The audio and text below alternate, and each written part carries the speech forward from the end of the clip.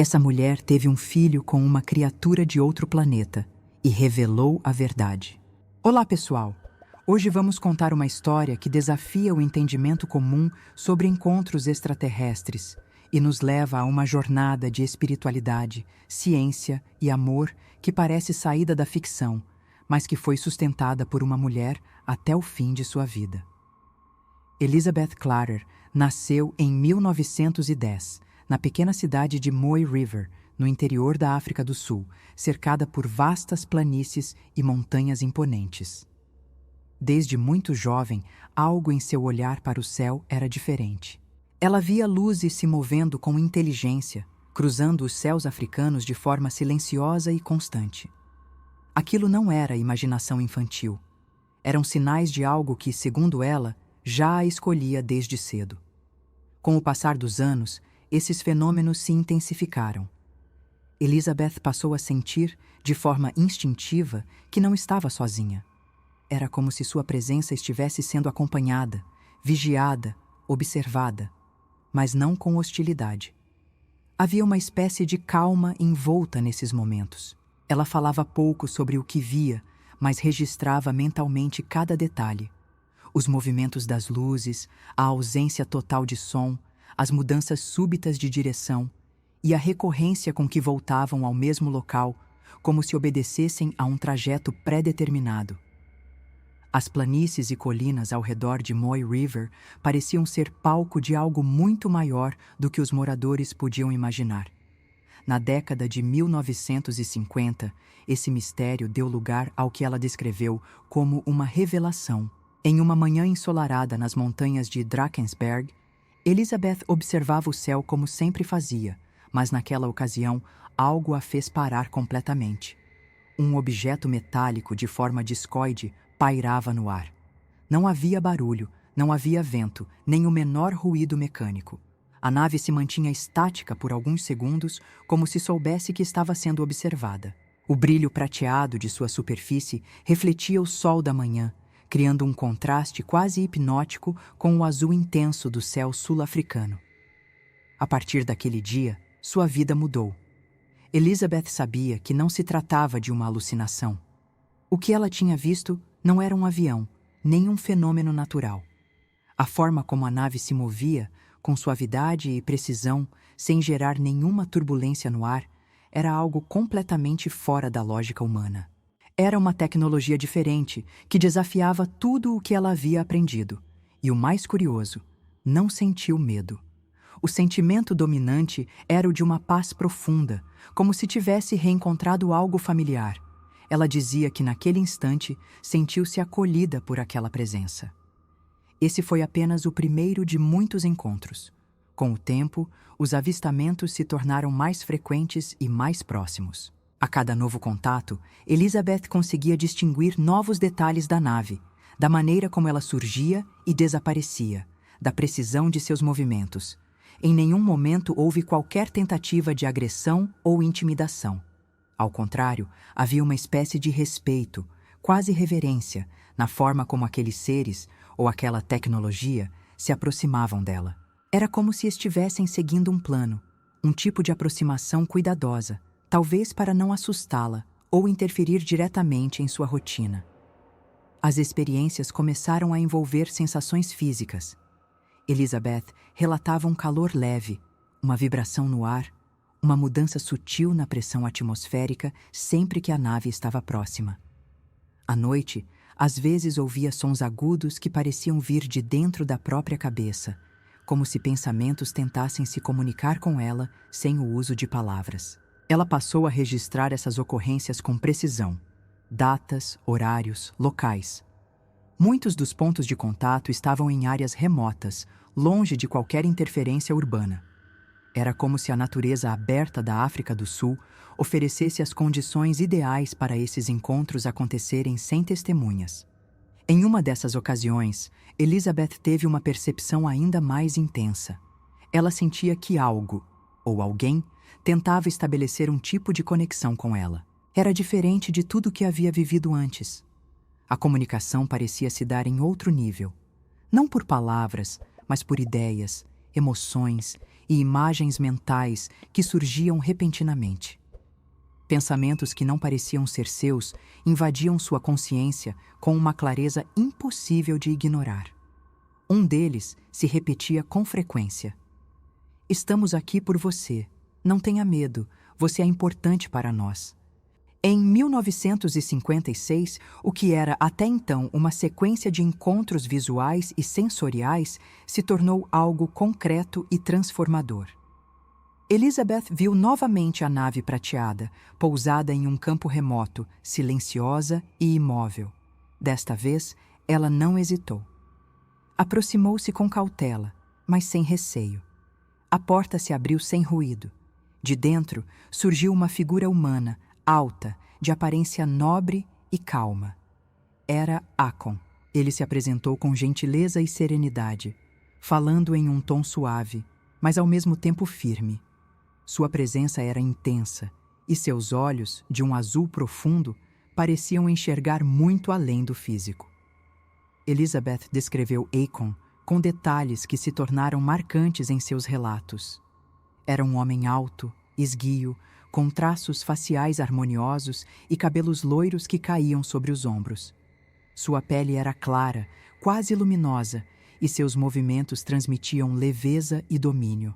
A forma como ele olhava era, segundo Elizabeth, a de alguém que compreendia profundamente o outro. Era como se, com um único olhar, ele pudesse captar todas as emoções humanas: medo, dúvida, carinho, esperança. Não havia hostilidade, nem superioridade. Apenas uma presença firme e compassiva.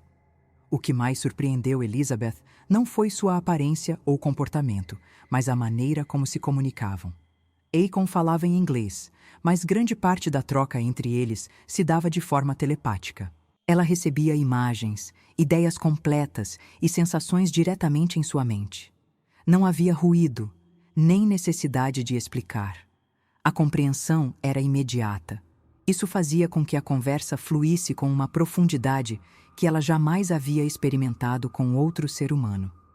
Akon falava sobre o universo, sobre a importância da harmonia entre tecnologia e espiritualidade e sobre os riscos que a humanidade corria. Entre os temas discutidos, Akon alertava para o avanço desenfreado da tecnologia na Terra, especialmente no uso militar e na ameaça nuclear.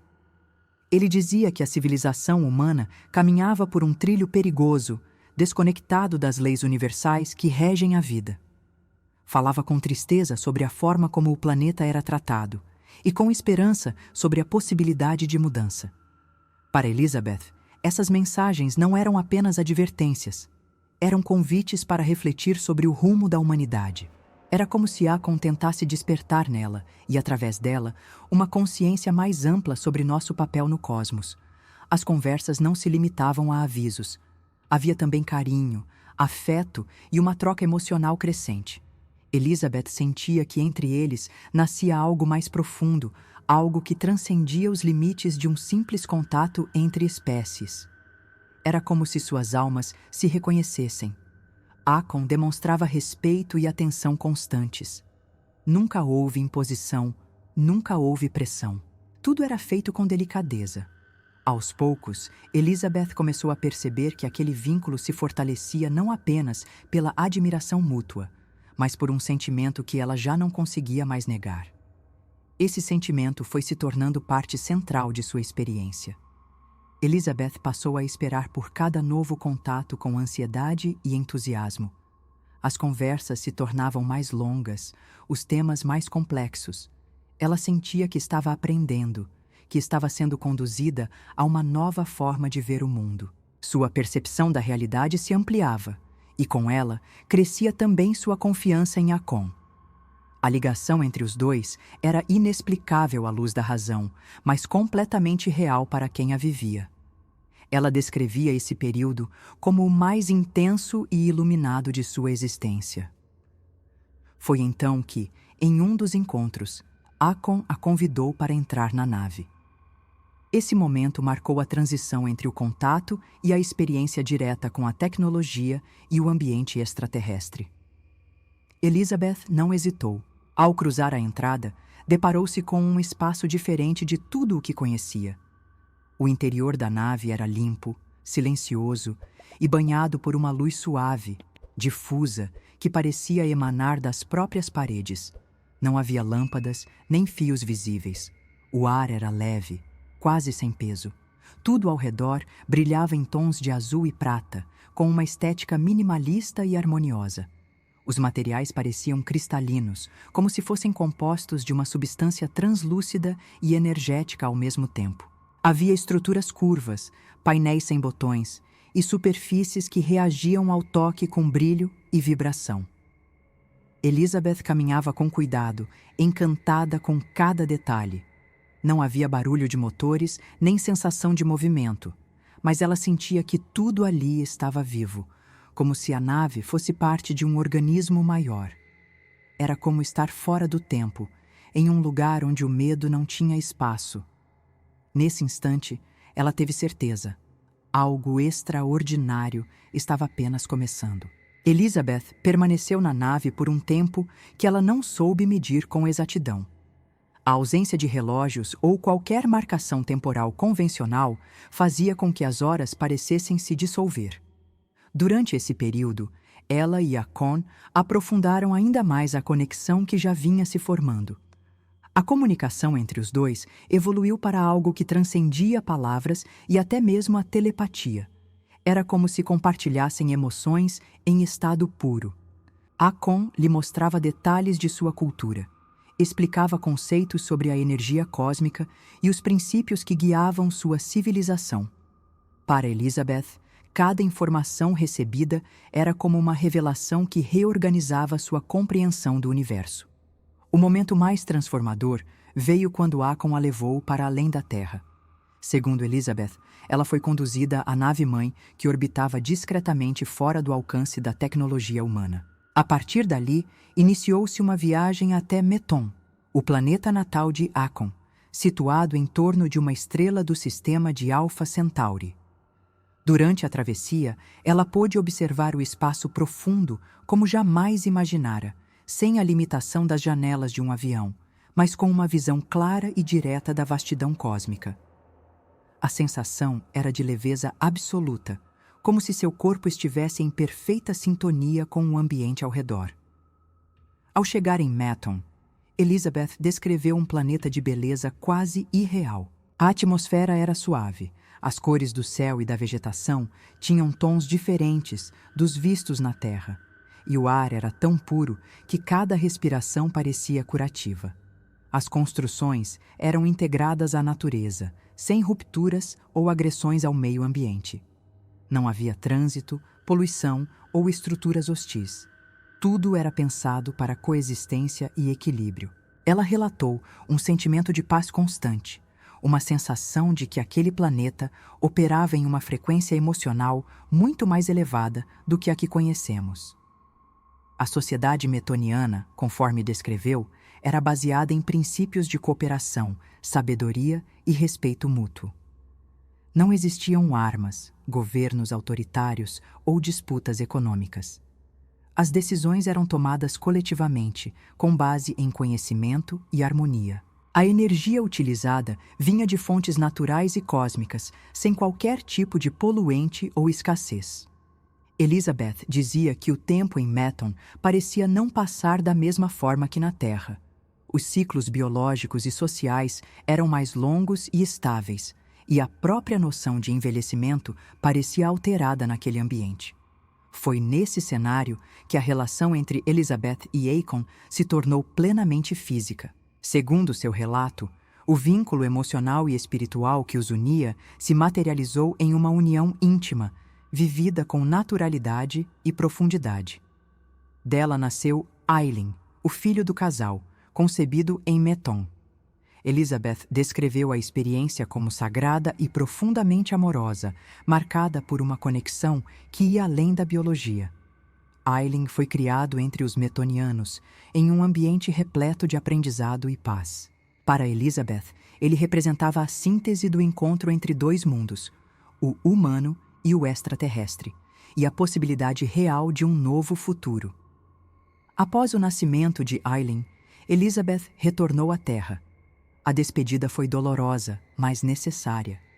Segundo ela, sua missão não era abandonar seu planeta de origem, mas compartilhar aquilo que havia aprendido.